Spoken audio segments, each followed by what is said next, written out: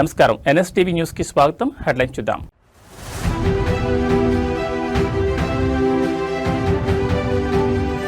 Municipal ఎన్నికల నామినేషన్ల పరిశీలన పూర్తి. బరిలో 19,608 మంది అభ్యర్థులు.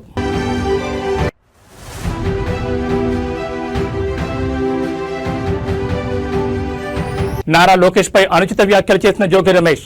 ఇబ్రహీంపట్నం పిఎస్లో కేసు నమోదు.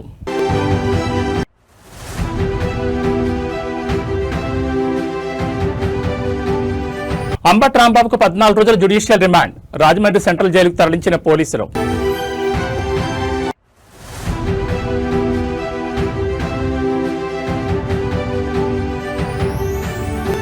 సిట్ విచారణకు సహకరించాల్సిందే. కేటీఆర్ వ్యాఖ్యలను తప్పుబట్టిన కవిత.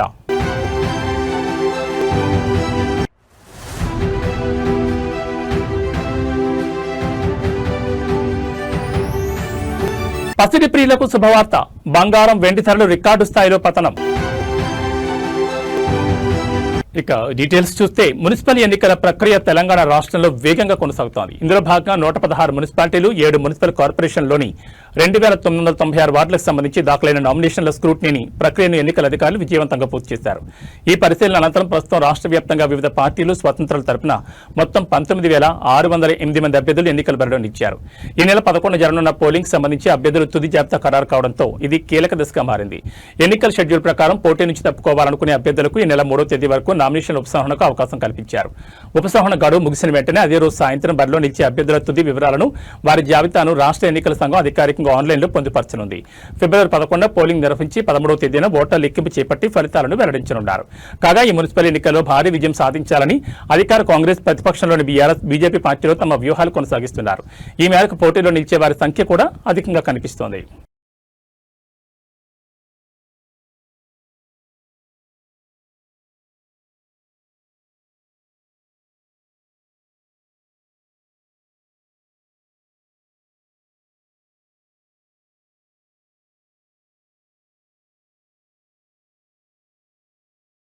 తెలంగాణ రాష్ట్రంలో హాట్ టాపిక్ గా మారిన ఫోన్ ట్యాపింగ్ కేసులో బీఆర్ఎస్ అధినేత కేసీఆర్ కు సిట్ నోటీసులు జారీ చేయడాన్ని నిరసిస్తూ బీఆర్ఎస్ రాష్ట్ర వ్యాప్తంగా నిరసనలు చేసింది. ఇందులో భాగంగా ఆదివారం ఉదయం ఖమ్మం, వరంగల్ హైవేపై మాజీ మంత్రి ఎర్రబెల్లి దయాకర్ ఆధ్వర్యంలో బీఆర్ఎస్ నేతలు ఆందోళన చేపట్టారు. ఈ క్రమంలో ముఖ్యమంత్రి రేవంత్ రెడ్డి దిష్టిబొమ్మను దహనం చేసే ప్రయత్నంలో పోలీసులతో వాగ్వాదం జరగడమే కాకుండా వారి విధులకు ఆటంకం కలిగించారనే ఆరోపణలు వెలువెత్తాయి. దీంతో మహబూబాబాద్ జిల్లా తొర్రూరు పోలీస్ స్టేషన్లో ఎర్రబెల్లి దయాకర్ సహా మరో 33 మందిపై బీఎన్ఎస్ సెక్షన్లు 189/2, 223, 126/2, 132, RW 190 కింద అధికారులు కేసులు నమోదు చేశారు. మున్సిపల్ ఎన్నికల నేపథ్యంలో అమల్లో ఉన్న మోడల్ కోడ్ ఆఫ్ కండక్ట్ ను ఉల్లంఘించి ముందస్తు అనుమతి లేకుండా నిరసనలు చేపట్టినందుకు ఈ చర్యలు తీసుకున్నట్లు పోలీసులు వెల్లడించారు.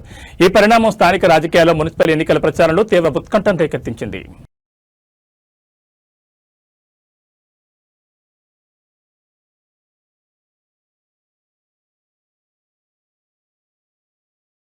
వైఎస్ఆర్ కాంగ్రెస్ పార్టీ సీనియర్ నేత, మాజీ మంత్రి జోగి రమేష్ పై మరో కేసు నమోదు చేశారు పోలీసులు. టీడీపీ జాతీయ ప్రధాన కార్యదర్శి మంత్రి నారా లోకేష్ పై చేసిన వ్యాఖ్యల నేపథ్యంలో ఇబ్రహీంపట్నం పోలీసులు ఈ కేసు నమోదు చేశారు.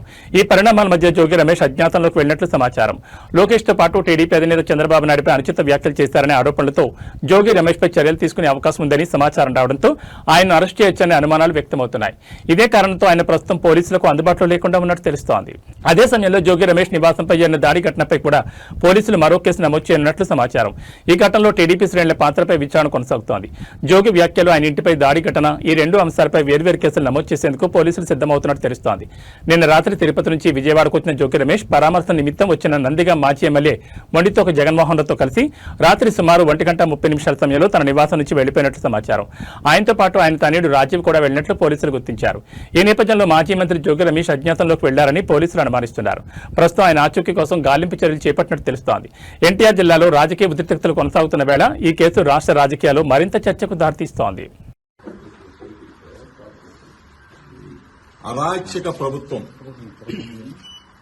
నిన్నటి నుంచి ఏ విధంగా రాష్ట్రంలో వైఎస్ఆర్ కాంగ్రెస్ పార్టీ నాయకుల మీద, కుటుంబ సభ్యుల మీద, నివాసాల మీద ఏ విధంగా దాడి జరుగుతున్నాయో మీరు అందరూ కూడా సభ్య సమాజం మొత్తం కూడా చూస్తూ ఉన్నారు. ఇప్పుడు ఈ క్షణంలో ఇబ్రహీంపట్నంలో ఉన్న నా ఇంటి మీద చంద్రబాబు నాయుడు చంద్రబాబు నాయుడు కొడుకు లోకేష్ ఇద్దరు కూడా నా నివాసం మీద దాడి చేయడం కోసం, నా కుటుంబ సభ్యుల మీద దాడి చేయడం కోసం నన్ను ఏదైనా చేయాలి, కిరాతకంగా చేయాలి, రాక్షస ఆనందం పొందాలన్న ఉద్దేశంతో ఇప్పుడు దాడి జరుగుతున్న దృశ్యాలను మీరు మీడియా మిత్రులు అందరూ కూడా, రాష్ట్ర ప్రజలందరూ కూడా గమనిస్తున్నారు. 83 రోజులు అన్యాయంగా, అక్రమంగా ఒక ఫేక్ కేసులో చంద్రబాబు నాయుడు కొడుకు అన్యాయంగా ఇరికించి 83 రోజులు నన్ను జైల్లో పెట్టి నన్ను నా తమ్ముడిని రాక్షసానందం పొందారు. ఇది చాలేదా? ఇది చాలకపోగా పెట్రోల్ బాంబులు వేసి నన్ను నా కుటుంబాన్ని అంటే హతమార్చాలని చూస్తారా? ఏం చంద్రబాబు నాయుడు, ఏ లోకేష్, ఏంటి దుర్మార్గం?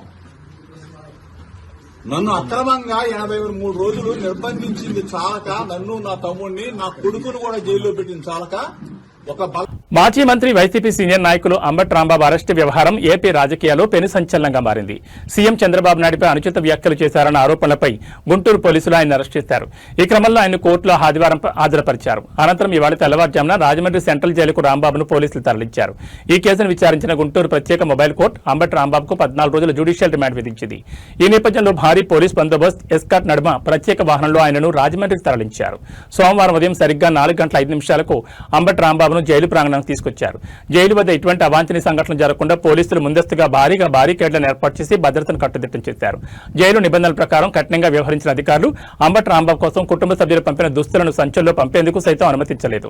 అంతకుముందు కోర్టులో తన గోడును వెళ్లబోసుకున్న అంబటి తనను పోలీసులు శారీరకంగా ఇబ్బంది పెట్టారని ఆవేదన వ్యక్తం చేశారు. ఏదేమైనా ఒకప్పటి మంత్రిని ఇలా అత్యంత వేగంగా రాజమండ్రి జైలుకు తరలించడం రాష్ట్ర వ్యాప్తంగా చర్చనీయాంశమైంది.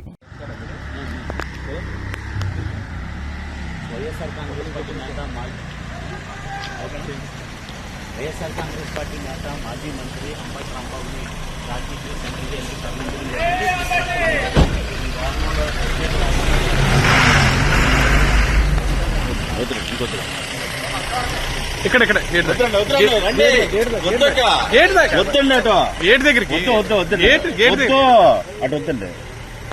కొత్తగా అలవాటు చేయొద్దు.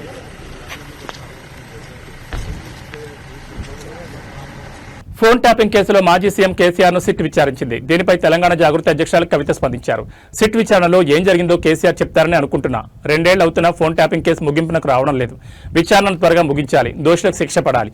2 ఏళ్లు అవుతున్నా సిట్ విచారణ ముగింపునకు రావడం లేదని తెలంగాణ జాగృతి అధ్యక్షులు కవిత అన్నారు. విచారణ త్వరగా ముగిసి దోషులకు శిక్ష పడేలా చూడాలని కోరారు. హైదరాబాద్ లో నిర్వహించిన మీడియా సమావేశంలో కవిత మాట్లాడారు. సిట్ విచారణను తప్పుపడుతూ కేటీఆర్ మాట్లాడడం సరికాదు. చట్టాలను అందరూ గౌరవించాలి, సహకరించాలి. గుంట నకలతో కలిసి కాంగ్రెస్ డ్రామాలు ఆడుతోంది. నాతో పాటు నా భర్త ఫోన్లు ట్యాప్ చేశారనే అనుమానాలున్నాయి.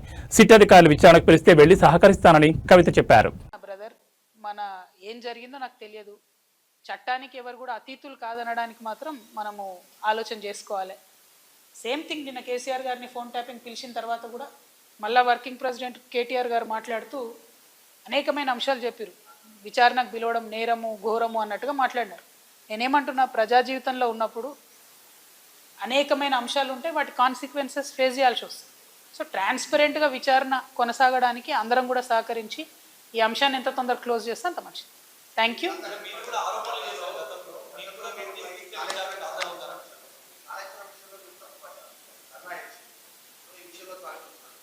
నేనేం తప్పు పట్టట్లే. నేనేమంటున్నా, వారు మాట్లాడిన మాటలు చూడండి. ఎట్లా అయితే మంచోడైనా చెడ్డోడైనా మేము చెప్పిన వాళ్ళకే ఓటేయాలన్నారో అసలు మమ్మల్ని విచారణకే పిలవద్దు అన్నట్టు మాట్లాడుతున్నాం. అసలు ఆ సిచ్యువేషన్ ఎందుకు వచ్చింది? ఇన్ని రోజులు పిలవలేదు కదా కేసీఆర్ గారిని విచారణకు. ఇప్పుడు ఆ సిచ్యువేషన్ వచ్చింది కదా. ఆ సిచ్యువేషన్ ఎందుకు వచ్చిందో ఇప్పటికన్నా అంతర్గతంగా వాళ్ళు పరిశీలన చేసుకోవాలి. 1. 2, ఒకవేళ పిలిచిండ్రు అనుకోండి విచారణకు, పోక తప్పదు. ఇప్పుడు రేపు నన్ను పిలిచినా పోతా.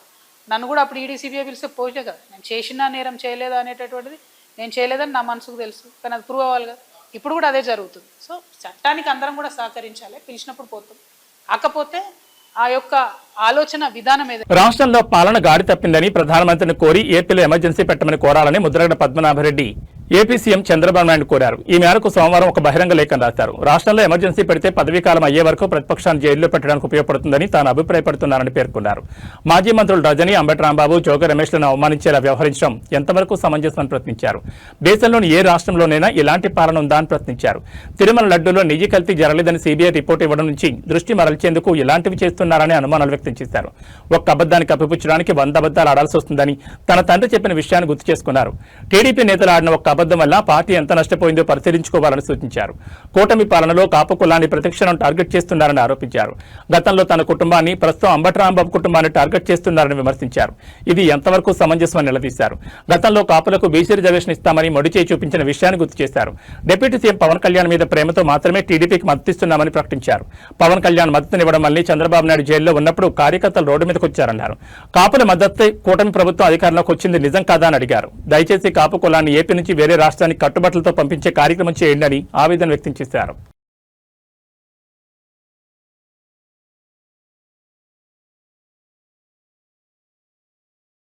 వేణవంకలో జరిగిన మినీ మేడారం జాతరకు వెళ్తున్న కౌశిక్ రెడ్డిని పోలీసులు అడ్డుకోవడంతో వాగ్వాదం జరిగింది. ఈ క్రమంలో ఆయన కరీంనగర్ సిపి గౌసాలం మతాన్ని ప్రస్తావిస్తూ అనుచిత వ్యాఖ్యలు చేశారనే ఆరోపణలు వచ్చాయి. సిపి ఒక తొరకోడు నీ సంగతి చూస్తానంటూ ఆయన చేసిన వ్యాఖ్యలు సామాజిక మాధ్యమాల్లో వైరల్ అయ్యాయి. నాంపల్లిలోని హెచ్ఆర్సీ కార్యాలయంలో ఫిర్యాదు చేసిన ఫహీం ఖురేషీ తన డిమాండ్లను స్పష్టం చేశారు. మత విద్వేషాలు రెచ్చగొట్టేలా మాట్లాడిన కౌశిక్ రెడ్డిని 24 గంటలలోపు బీఆర్ఎస్ పార్టీ నుంచి సస్పెండ్ చేయాలి. ఒక బాధ్యతాయుతమైన పదవిలో ఉండి అధికారుల మతాన్ని కించపరచడం రాజ్యాంగ విరుద్ధమని, ఆయనపై కఠిన చర్యలు తీసుకోవాలని కోరారు. సిబిపై వ్యక్తిగత దూషణలు, మతపరమైన వ్యాఖ్యలు చేసినందుకు పోలీసులు కౌశిక్ రెడ్డిపై పలు సెక్షన్ల కింద కేసు నమోదు చేశారు. ఐపీఎస్ అధికారుల సంఘం మరియు ఎంపీ అసదుద్దీన్ ఓవైసీ ఈ వ్యాఖ్యలను తీవ్రంగా ఖండించారు. ఇది పోలీసుల మనోస్థైర్యాన్ని దెబ్బతీసే చర్యగా వారు అభివర్ణించారు. వివాదం ముదరడంతో ఒత్తిడిలో నోరు జారి ఆ వ్యాఖ్యలు చేశానని, ఎవరిని కించపరచాలనే ఉద్దేశం తనకు లేదని పేర్కొంటూ కౌశిక్ రెడ్డి బహిరంగ క్షమాపణ చెప్పారు. చేతంగా మేము రావడానికి కారణం ఏంటంటే ఈ పాడి కౌశిక్ రెడ్డి హుజురాబాద్ ఎమ్మెల్యే. అన్ఫార్చునేట్లీ అతను ఒక రిలీజియన్ సంబంధించిన ఒక ఐపీఎస్ ఆఫీసర్, ఒక హానెస్ట్ ఐపీఎస్ ఆఫీసర్ మీద చేసిన వ్యాఖ్యలు, ఆయన ఉత్తర్ మీద వ్యాఖ్యలు కాదు అవి, యావత్తు ముస్లిం కమ్యూనిటీ మీద చేసిన వ్యాఖ్యల మీద మేము ఈరోజు వచ్చి state human rights commission complaint ఇవ్వడం జరిగింది. వాళ్ళు ఇమీడియట్గా దీని మీద రిపోర్ట్ ట్రాన్స్ఫర్ చేసి యాక్షన్ తీసుకుంటా అని చెప్పారు. మాట పూర్తి నమ్మకం ఉంది. ఇది కాక నేను చెప్పదలుచుకున్నాను, కేసీఆర్ గారికి ఇట్లాంటివి విషపూరితమైన ఎమ్మెల్యేని మీరు పెట్టి పోషిస్తున్నారు. రాబోయే రోజులల్లా ప్రతి ఒక్క ఊర్లో ప్రతి ఒక్క ముస్లిం సోదరుడు మిమ్మల్ని బుద్ధి చెప్తాడు. ఎందుకంటే ఇలాంటి కల్చరు, ఇలాంటి మాటలు ఏ పార్టీ ఎమ్మెల్యే ఇప్పటి వరకు ఏ రోజు ఇండిపెండెన్స్ వచ్చినప్పటి నుంచి ఈ రోజు ఇట్లాంటి వ్యాఖ్యలు ఏ ఎమ్మెల్యే చేయలేదు. ఈ రోజు వాని మతి స్థిమితం పోయి కౌశిక్ రెడ్డి ఆ మాటలు మాట్లాడము, దానికి కేటీఆర్ ఇప్పటివరకు రియాక్ట్ చేయకపోవడము, అతని ఎక్స్ప్లెనేషన్ ట్రాన్స్ఫర్ చేయడం కాక నేనేదో ట్విట్టర్లో మెసేజ్ పెడితే దాని పబ్లిక్ డొమైన్లో సోషల్ మీడియాలో నేను పెడితే నన్నే బ్లాక్ చేయడం జరిగింది కేటీఆర్ గారు. ఇంత విషయము ముస్లింల పట్ల ఆ పార్టీ ఎందుకు పెరుగుతుందో అర్థమైతలేదు.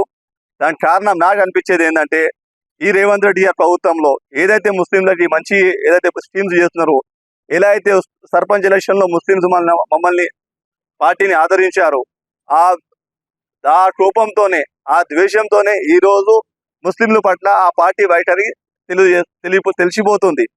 సో నేను ఒకవేళ నేను చెప్పిన మాట తప్పు ఉంటే 24 గంటల్లో కౌశిక్ రెడ్డిని పార్టీని సస్పెండ్ చేయి, లేకపోతే నువ్వు ఆయన చెప్పిన స్టేట్మెంట్ ఎండాల్స్ చేసినట్టు నిరూపణ అవుతుంది. కేటీఆర్ గారు ఒకవేళ మీరు సెటిలర్ అనుకుంటారు, సెటిలర్ అని ఆలోచన ఉంటే మాత్రం మీరు ఆయనని తక్షణంగా సస్పెండ్ చేయాలా.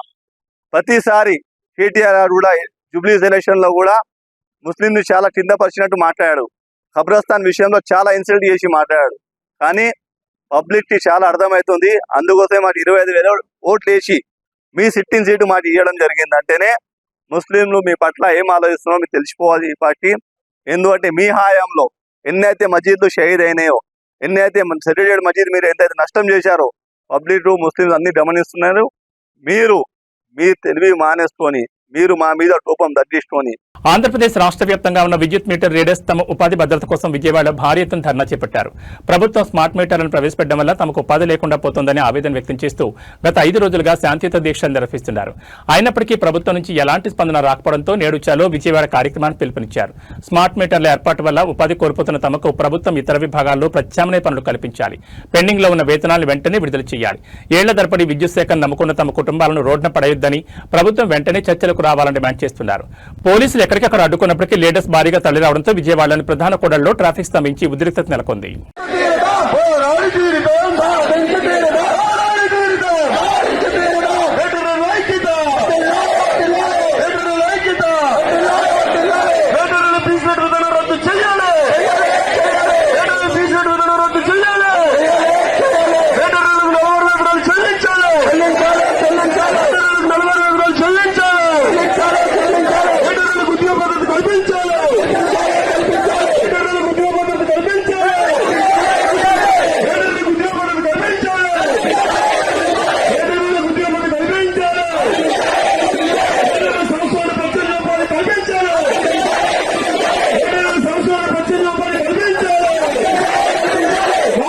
నిర్మల్ జిల్లాను చిరుతపురుల సంచారం భయపెడుతోంది. ఒకే రోజు 2 చిరుతల జనం కంటపడడంతో ఆ భయం రెట్టింపైంది. ఖానాపూర్ పట్టణ శివార్లోని కొమరంభీం చౌరస్తా నుంచి తర్లపాడు వెళ్లే మార్గంలో శనివారం రాత్రి అడవి నుంచి గ్రామంలోకి వెళుతూ ఓ చిరుత ప్రయాణికుల కంటపడింది. తర్లపాడు నుంచి ఖానాపూర్ వైపు వెళుతున్న ఓ ప్రయాణికుడు కారులో నుంచి రోడ్డు దాటుతున్న చిరుతను తన సెల్ ఫోన్లో బంధించారు. ఈ ఘటన జరిగిన కొద్ది నిమిషాల్లో ఖానాపూర్ మండలంలోని దివాల్పూర్ శివార్లోని బొక్కలకోట సమీపంలోని ఓ పంట పొలంలో మరో చిరుతపులి సంచరించడం కలకలం రేపింది. పంట చేనులో రైతు ఏర్పాటు చేసుకున్న సీసీ కెమెరాలో చిరుత పులి కదలికలు రికార్డయ్యాయి. అది గుర్తించిన రైతు అటవీశాఖ అధికారులకు సమాచారం అందించారు. మండలంలో ఒకే రోజు 2 చిరుతలు కెమెరా చిక్కడంతో సోషల్ మీడియాలో ఈ వీడియోలు వైరల్ గా మారాయి. చిరుతల సంచారం ఘటనతో అటవీశాఖ అప్రమత్తమైంది. దీంతో ఖానాపూర్ మండలం సమీప ప్రాంతాల ప్రజలను తర్లపాడు దివాల్పూర్ గ్రామాల రైతులు ప్రజలకు హెచ్చరికలు జారీ చేసింది అటవీశాఖ. తాజాగా సాగిన జంతు గణనలో గణనీయంగా చిరుతల సంఖ్య పెరిగినట్లు సమాచారం. పెంబి అడవి ప్రాంతాల్లో మాంసాహార జంతువుల సంఖ్య రెట్టింపైనట్లు అటవీశాఖ ప్రాథమికంగా గుర్తించింది.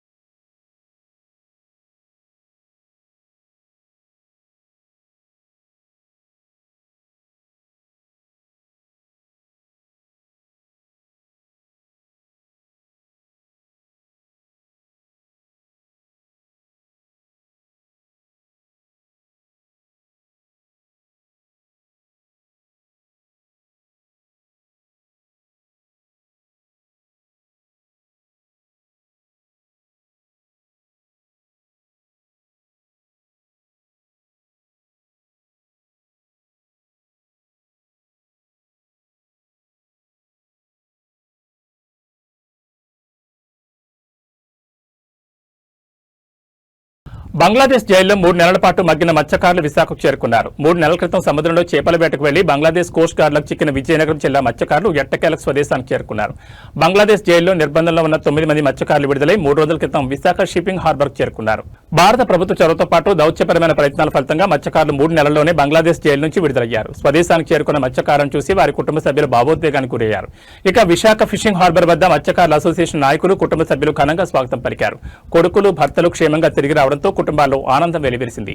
ఈ సందర్భంగా పలువురు మత్స్యకారులు భారత ప్రభుత్వానికి అధికారులకు కృతజ్ఞతలు తెలిపారు. సరిహద్దు సముద్ర ప్రాంతంలో చేపల వేటకు వెళ్లే సమయంలో జాగ్రత్తలు తీసుకోవాలని, ఇలాంటి ఘటనలు పునరావృతం కాకుండా తగిన చర్యలు చేపట్టాలని మత్స్యకార సంఘం నాయకులు కోరారు. ఈ సంఘటనతో మత్స్యకారుల కుటుంబాలు ఊపిరి పీల్చుకున్నాయి.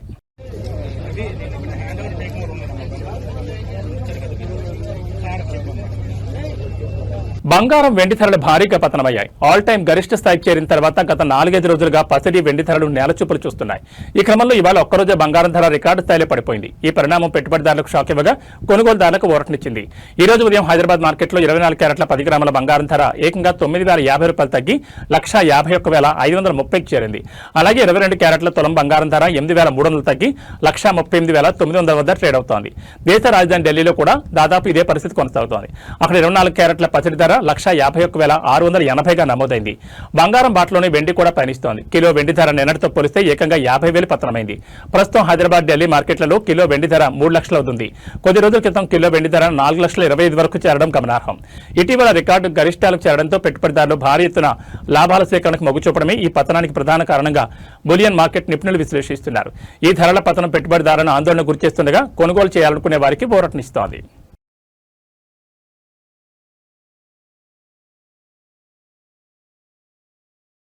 ఈ బులెటిన్ విశేషాలు మరో బులెటిన్లో మళ్ళీ కలుసుకుందాం. నమస్కారం.